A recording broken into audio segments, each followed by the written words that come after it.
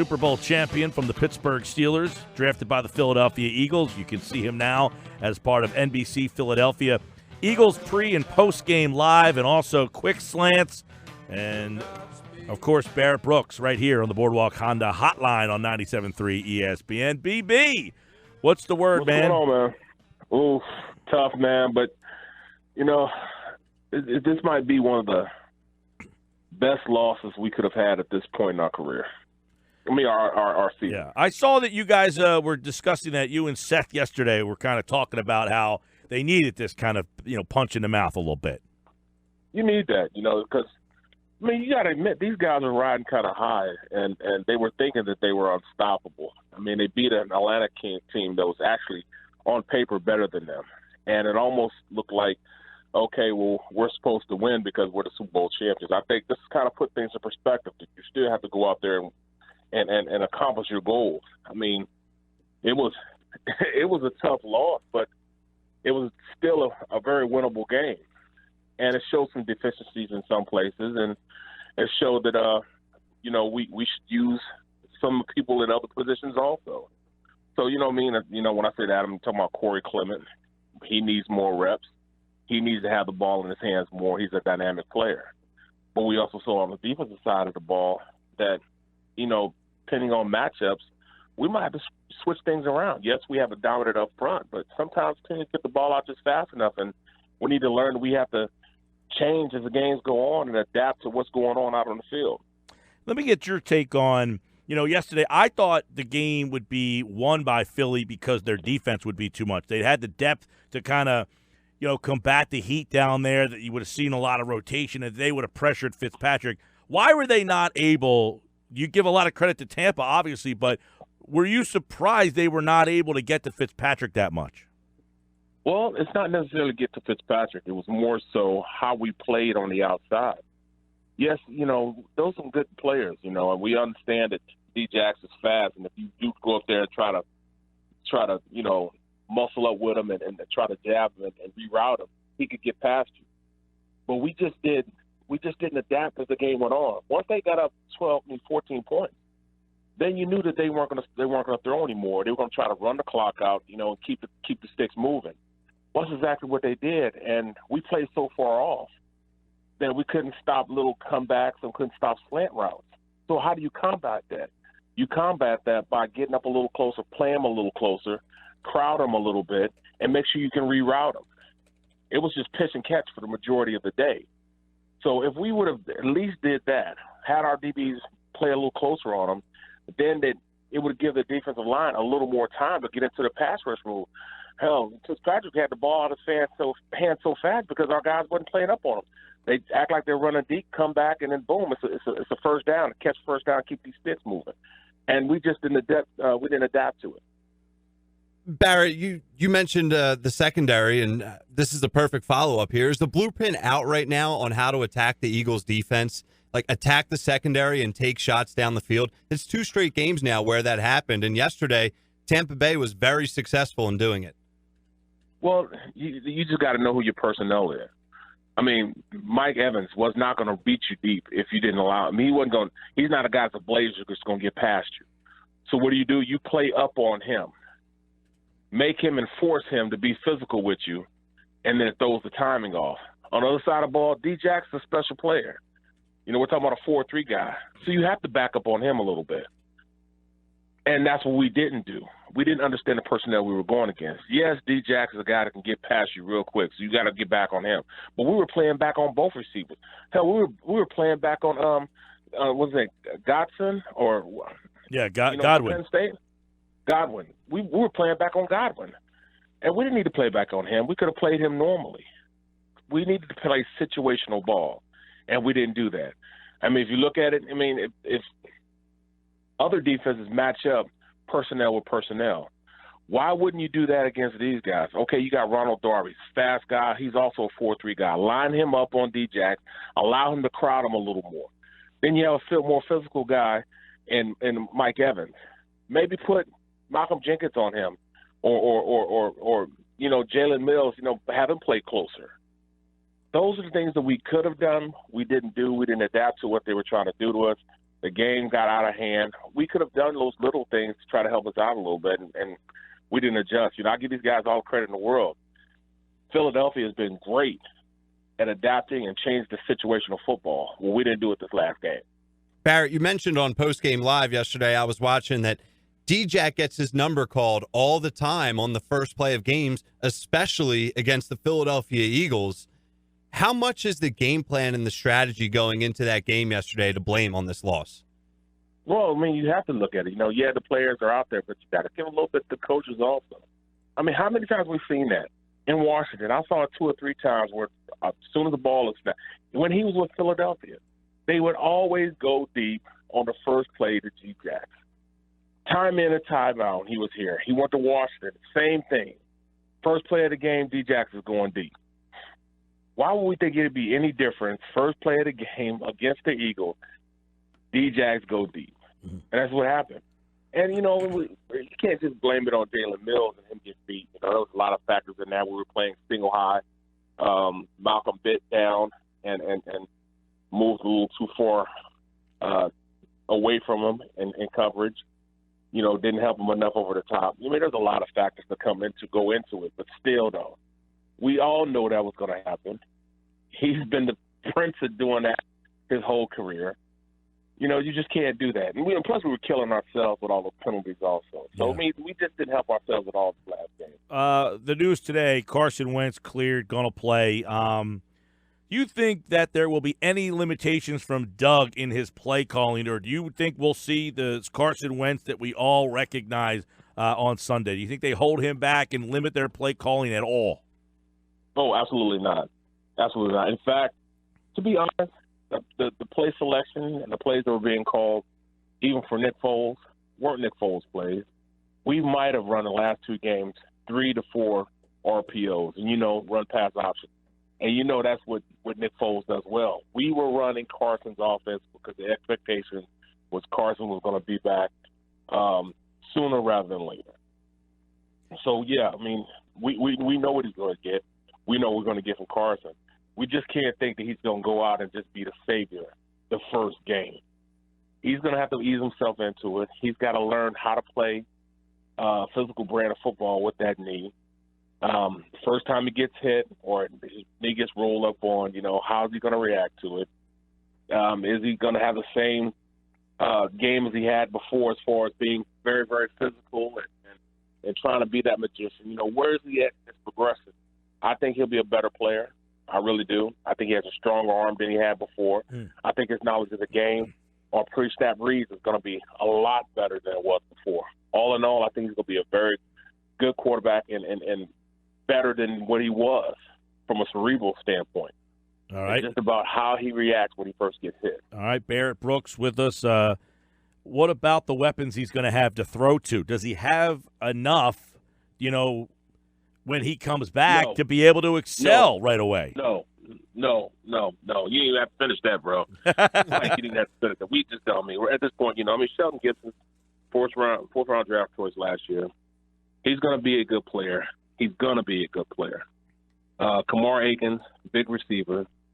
He's okay. DeAndre Carter, he's going to be okay.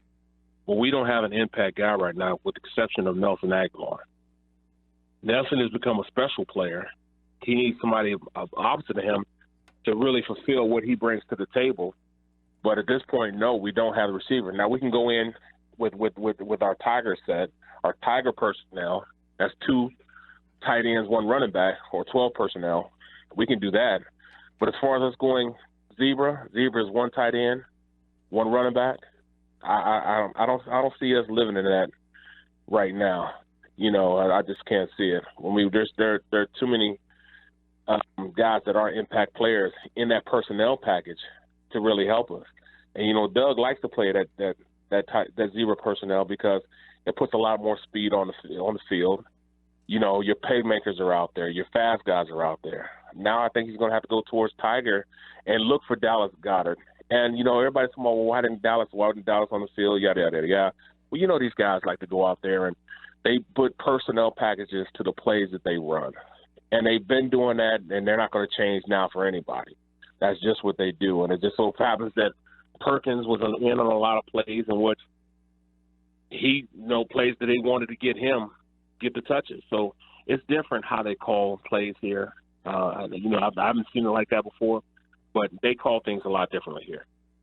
Barrett, so is going to try and get a wide receiver outside of the organization right now somewhat of a panic button move? How do the Eagles weather the storm until Alshon is back? And elaborate a little bit more on why we haven't seen much of Dallas Goedert at all.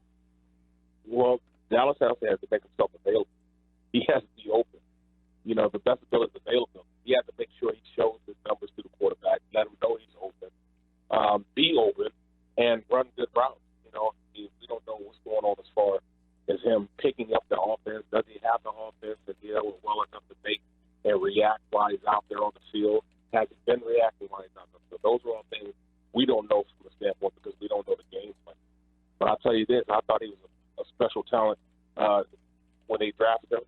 I still think he is. And I think that he needs to make himself available, make himself a target, and get open. When he's out there, if you're open, you can best believe that Carson will get the ball to you. If you're not open, it's going to be hard pressed for him to do that. Yeah. So there's so many different factors that come into being a player in the NFL. It's not just, all right, you out there, get a personal package, you're on the field, and they run that package for you. You have to make yourself available. Show the quarterback your numbers. Make sure that he sees that you're open.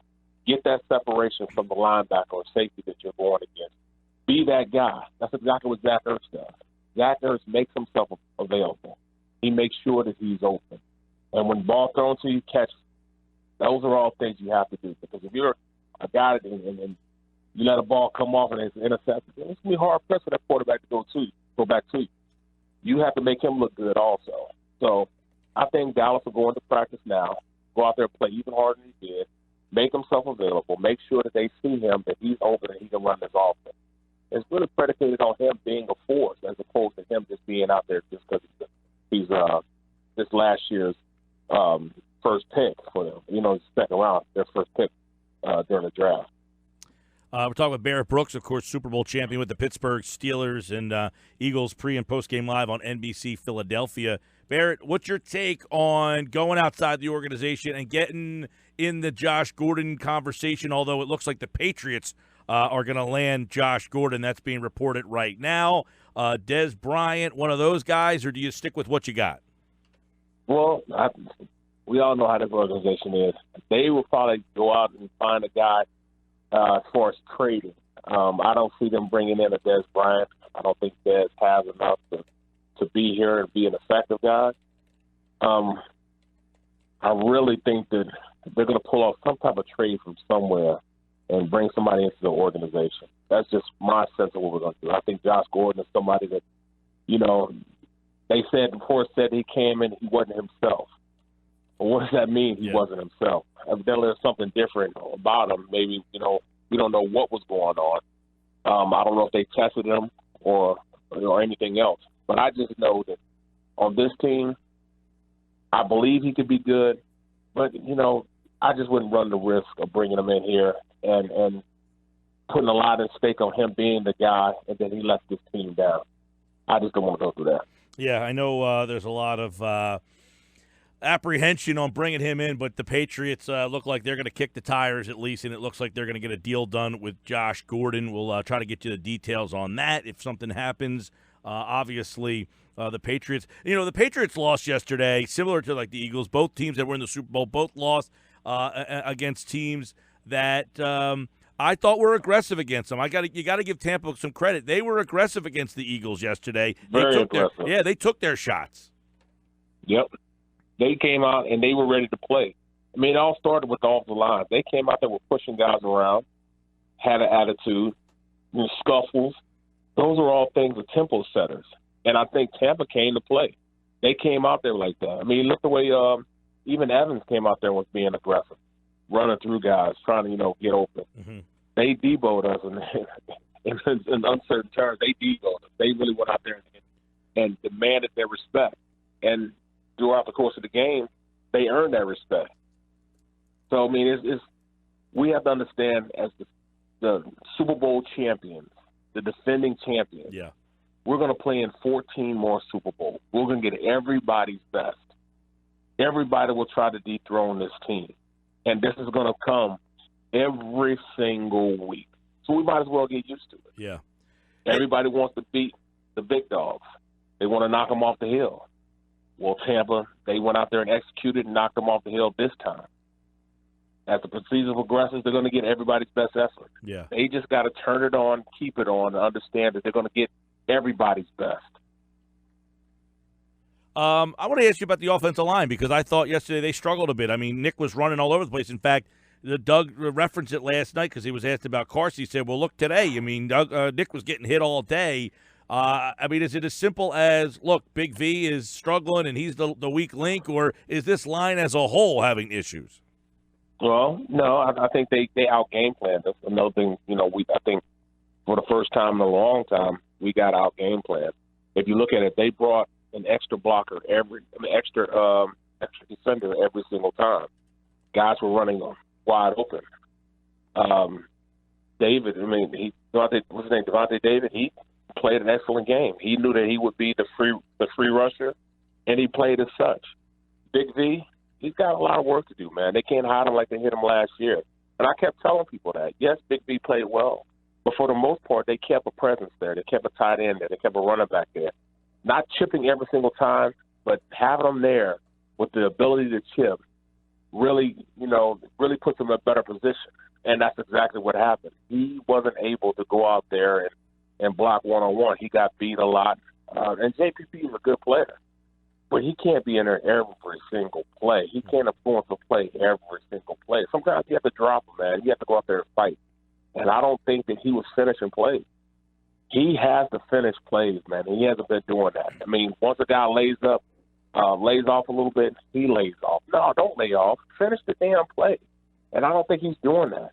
There's no doubt that he wants to be good. There's no doubt in my mind that he doesn't like playing bad. There's no doubt in my mind that he wants to play hard, but he's just not playing hard. He's not playing aggressive. He's not playing NFL caliber football. I mean, right now, I think him and Flowers are two of the worst tackles in the league. And I mean, I'm sorry to say that because he's a nice kid. Mm-hmm. He's a real nice kid, but you got to fight every single play. Just because a guy is not rushing you and he slows down a little bit, does not mean that you slow down. That means you pick the game up, start fighting, and imposing your will on him. And I didn't see that yesterday. We need JP back. Peters has got to play this next game. And number one, he's got to play because Carson's coming back. And number two, this offensive line will go above and beyond since Carson's back there to keep him from getting hurt. I need the bodyguard out there with him. Hey, I want to ask your opinion on the difference between, and I don't know if there's a lot, if there is a big difference, but Corey Clement being back there and Jay Ajayi. Like, what is different about those two guys? Well, Clement's a special player. I'm not saying Jay Ajayi isn't, but Clement is a special player. Clement can do everything. Running between the tackles, run outside, he can catch. He needs more reps. They've got to get him the ball more. He is an amazing player that nearly needs to go out there and showcase his talent. We need to make special packages for him. We need to make sure he gets the ball. Because when he gets it, there's always good things happening. I mean, you name it, he can do it. So, yes, he's got to play more. He's got to play more. Got to play more. We have to get Corey Clement the ball. Get it in his hands. He can influence games, man. He's that good.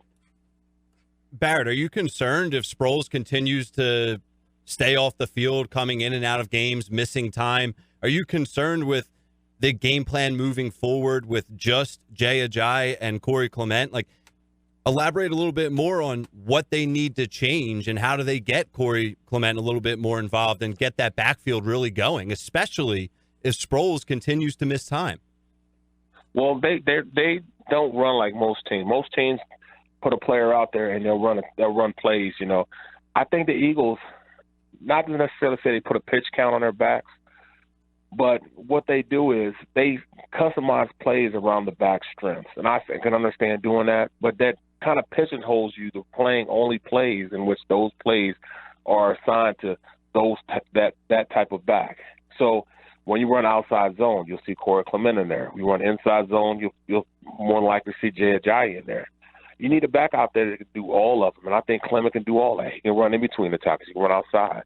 I think, not having Sproles there takes a lot out of your bag because He's a multi-dimensional guy. He can play in the inside or running back, or he can play out on the edge as a slot receiver. He can do it all. He plays in all dimensions and all levels on the offense. So put him in, and he can be that versatile guy that can just go out there, play receiver, play in a slot. He can go out there and play in the wing area, and he can play running back. So that's a lot as far as him matchup problems against defenses. I mean, there's not a lot of linebackers that can run with him. There's not a lot of safeties that can run with him either. I mean, he's that special of a player. Get him on a wheel route or a little Texas route on the inside or angle route, or just put him in a position where he's one-on-one against somebody, and I'll put my money on him all day. Hey, Barrett, we'll leave with this. The Eagles lose yesterday. I'm not like sitting here concerned or ready to jump off the bridge or anything, but what was the most disconcerting thing about that loss? Well, we killed ourselves at the beginning of the game. We didn't take care of business. You know, what made us good last year is we didn't kill ourselves. We crossed our T's and we dotted our I's. No pre-snap penalties. We didn't do the stuff like pushing in the back. You know, those are all things we didn't do. We didn't hurt ourselves, which allowed us to really go out there and play fast and stay aggressive. I mean, there's not a lot of plays that you can look at and that Doug can call from 3rd and 41. I mean, that's not a play in the playbook that we have. There's no section for 3rd and 31. I mean, come on, man. 3rd down and 6, 3rd down and 5. Yes, we have plays for that. But once you start getting to 3rd and 18, 3rd and 12, 3rd and 16, there are not a lot of plays that can get you out the doghouse. And we killed ourselves last game in the first half of just stupid penalties, jumping off sides, things that are uncharacteristic for this Eagles team because they were very professional in how they approached the game. They need to get back to playing Eagles football, and that's making sure they cross their T's, dot their I's, be very consistent, and when your name is called on, you answer that bell. A lot of guys didn't answer that bell, and we need them to start answering that bell. I need more from Dallas Goedert. I need more from the coaches calling more plays with J.J. and Corey Clement. We've got to run the ball more consistently. And when called upon, Big V needs to go out there and play hard, play well. Well, this is a kind of game coming up where you got a Colts team coming in here that perceived to not be very good, yet they went on the road last week and won. The head coach obviously knows your personnel very well with Frank Reich, the head coach of the Indianapolis Colts. This should be a very interesting game coming up with Wentz returning against Reich's team that is much improved from the year before. We'll have plenty more on that game throughout the week. My guy Seth also. My guy Seth and Clyde Simmons getting the Ring of Fame, Hall of Famers for the Eagles. Oh, is that this week? Yes, it's this weekend coming up. Oh, yeah, wow. My guys Seth and Clyde. Nice. Those guys, every time you think about those gangrene defenses, those two guys at the tip of your tongue, man. And you and Seth do an excellent job going back and forth, even when you don't agree on things. Well, you have to, man. We not agree. He's offense, I'm defense. We think totally different. Totally different. And it's fun. And we appreciate you, of course, always being a part of the Sports Bash. For Barrett's breakdown here. By the way, he's a Super Bowl champion with the Pittsburgh Steelers. With that defense, they don't look like they're going to be in the running for one this year. Oh, no. And they don't have Bell back. That team needs a lot of help. And then Antonio Brown came out today and said, "You want to see how good Ben is? Trade me and see who's." Did you see that tweet? Yeah, I saw that. Wow, trade me and see how good Ben Roethlisberger is. It looks like they got a lot of issues on that team. But Barrett Brooks won a Super Bowl with the Pittsburgh Steelers, and of course a member of the Eagles pre and post game show on NBC Sports Philadelphia. And quick slants. Appreciate you guys. All right, brother. We'll talk to you next week.